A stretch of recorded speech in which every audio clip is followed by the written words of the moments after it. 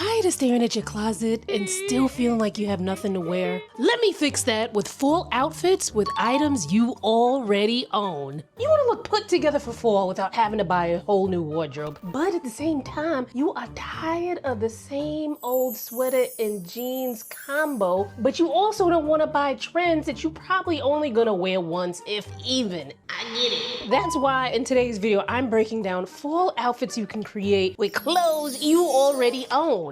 Think of this as your shortcut to chic, practical outfits to spare you from those I have nothing to wear mornings. Let's go. And because you're on this channel, you also get some tips on how to tweak things for your body type. These we're focusing on in this video is the button-down collared blouse, or whatever iteration of that makes sense for your personal style and lifestyle. Side note, I've always kind of shied away from videos like this because I don't know what's in your closet. I don't know what you have. I'm taking a gamble here because, you know, I did get this comment here from Danny Nicole saying that she wanted me to actually go in my closet and kind of create outfits, and I thought that was even, like, I was like trying to figure out, I was like, I could do that, but I don't know how that would be helpful to you guys if you don't have what I have in my wardrobe. So y'all let me know, you know, with the feedback on, you know, what's the what with the what. Now, moving on. So now this first iteration of the collared blouse is going to pair it with a scarf tied at the waist. Now, this might not seem groundbreaking, but when I saw these on Pinterest, I was like, yo, this is cute. So the first one here, you can pair it with a midi skirt. And because this skirt and the blouse are kind of like similar in material, it almost looks like it's one piece. And then it's kind of put together with this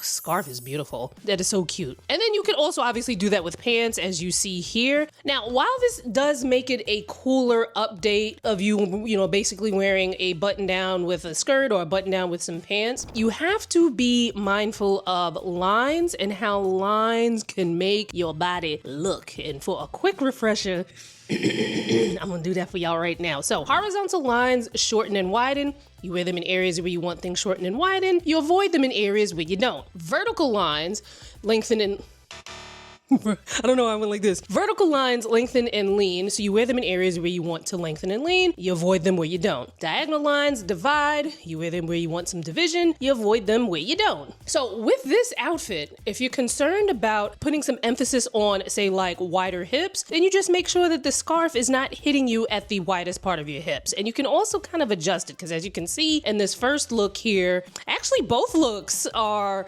kind of like on a diagonal. Yeah, so you want to be mindful of where that scarf is hitting. If it is creating a horizontal line where you are at your widest, it's going to make that area look even wider. That's great if you want to emphasize that area. Not so great if you were looking to camouflage it or make it look a little smaller. However, that draping of that scarf, especially the way it's styled here, how it's like on that diagonal, that can be something that can help to balance the wider midsection of an apple shape, because remember, diagonal lines divide. It can also be amazing if you tie two scarves, so you have like that gathering of fabric on either side of you on the hips, so that it's something that's going to create the illusion of hips for body types like an apple. Because remember, an apple has like the narrow hips, and if you want to balance that out, you can do that. With a rectangle, rectangle is straight up and down, usually doesn't have very much curve. You can create that curve at the waist area there. Or if you're an inverted triangle, you can also use these tricks to create the illusion of hips. All right, next option is to layer a jumpsuit or a dress over your collared blouse. Now, for some collared blouses, they might be a little too thick to do this. However, you know, there are dickies where you just have the collar part and, you know, maybe like a few button parts, so it gives that look of layering without the bulk or, you know, the extra fabric on your skin making things kind of hot. Remember where lines hit and how they make things look, so you keep that in mind, especially with your dresses and your jumpsuits. Now, the next easy fall outfit, boom, boom, boom, is your collared blouse with a vest or a sweater layered on top of it. Now, that's easy peasy. As a matter of fact, it takes me back to my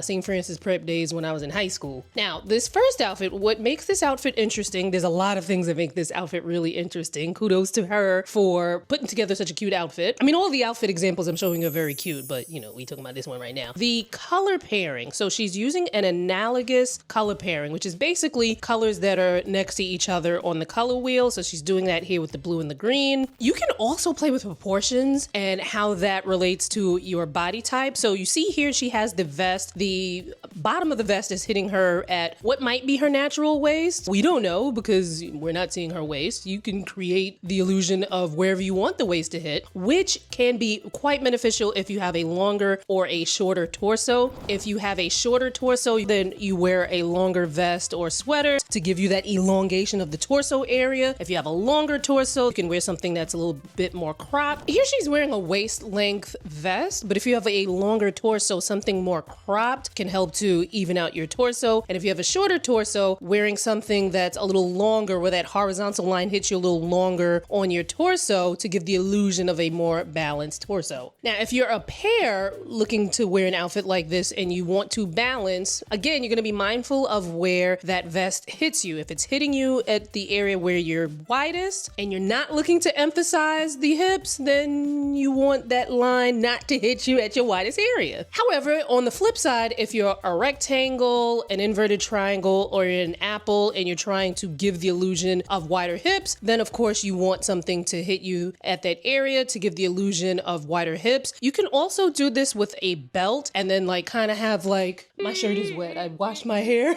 It is like drenched back there. But anyway, so say for instance, you have a belt and then you can use the sides to give the illusion. Especially if you have something like a button down and you have the extra material there, it can help to give the illusion, you know, like it makes those lines there to give the illusion of hips. Now, here's some more options. This one's inspiring you to inject some color into your full wardrobe. Don't be afraid. These two take on a preppier look, which again harkens back to my high school days at St. Francis Prep, because I probably wore some iteration of either of these outfits before. Now, this one I'd love to try because it's both cute and confusing at the same time, because what do you mean my shirt is longer than my skirt and you can see that? Like, it's so confusing, but I feel like I want to try something like that. When you try it, just be mindful of where things hit on your body because it can form lines, and we've already discussed how lines can make your body appear. So for instance, me, I like my legs to look as long and lean as possible, so I probably would wear the outfit just as is.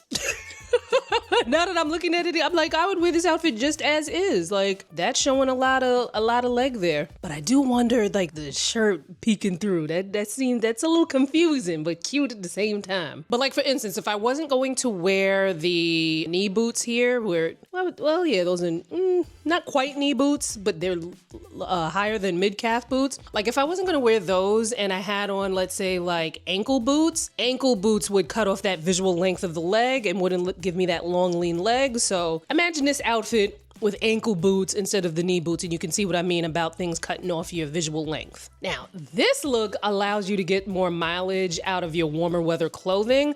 Vests were a big, can I say they were a trend? I don't know that they were a trend. Like, they probably were a trend because I saw a lot of vests in stores. If you have some vests that you wore in the warmer weather, consider layering them with your button-down collared blouses, much like this outfit here. Again, being mindful of where lines hit. Now, the shape of this vest, honestly, you can do that with almost any vest. I guess like if you just leave a couple of buttons unbuttoned, and the shape that it's making is creating emphasis on the hip area or creating the illusion of the hip area. Again, apple shapes, inverted triangles, and rectangles. This is something to look for if you're, trying to create the illusion of hips. For an apple, if you can get something that has a diagonal and has that hip creating action on it, that'd be like a double whammy for you. But wait, whammies are bad things. That'll be a double win for you.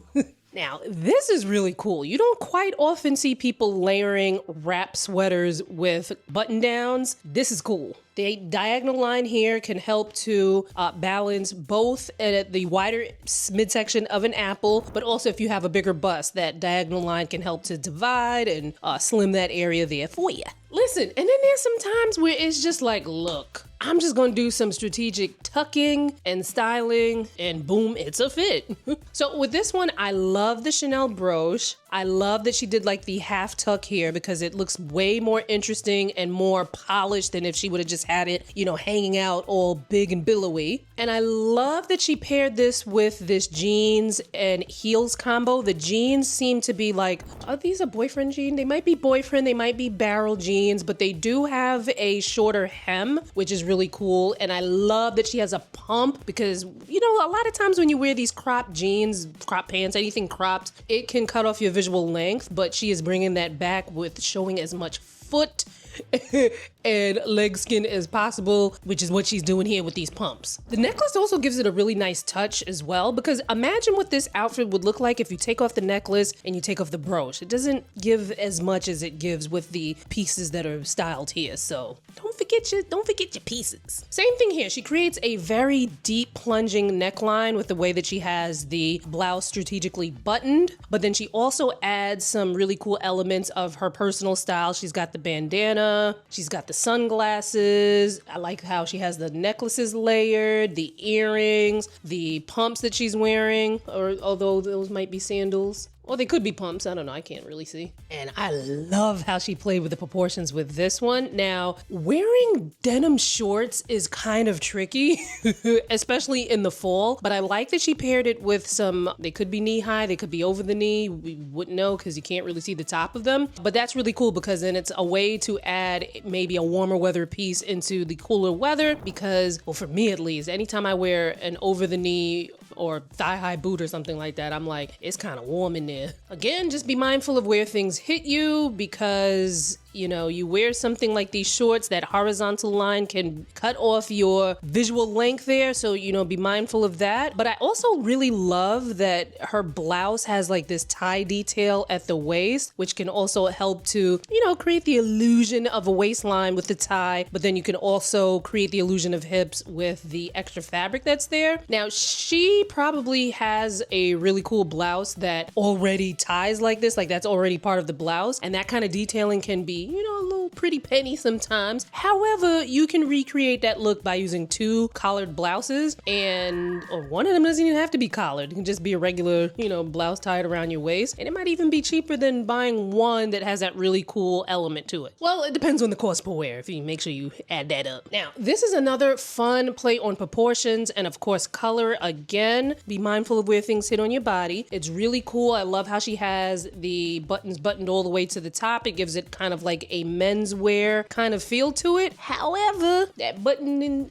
all the way up to the top is not going to work for everyone. If you're someone who might be, you know, you might have a bigger bust and you're trying to balance, and you know, you want to open up a couple of buttons so that it gives you more of an open neckline. And then also, even if you don't have a bigger bust, but say you have a shorter torso, having all of these things like the buttons all the way up and then the shirt tucked in, that could actually kind of make you look a little bit more compact and stuffed and, you know, draw more emphasis on a shorter torso, make you look unbalanced, imbalanced? I don't know, I can't speak English right now. But if you ever put something like this on and you kind of feel like squished in, open things up. Open up some buttons, maybe untuck something a little bit, or even wear your hair up because that can also help to visually elongate your body. Zhuzh it around until you feel like you look more balanced. Oh, I love this one because this is a sneaky way of looking cool but staying warm because you can hide so many things underneath these layers to stay warm, or you can peel layers away if you're, you know, a little too warm. But like you can easily put some very good, weighty,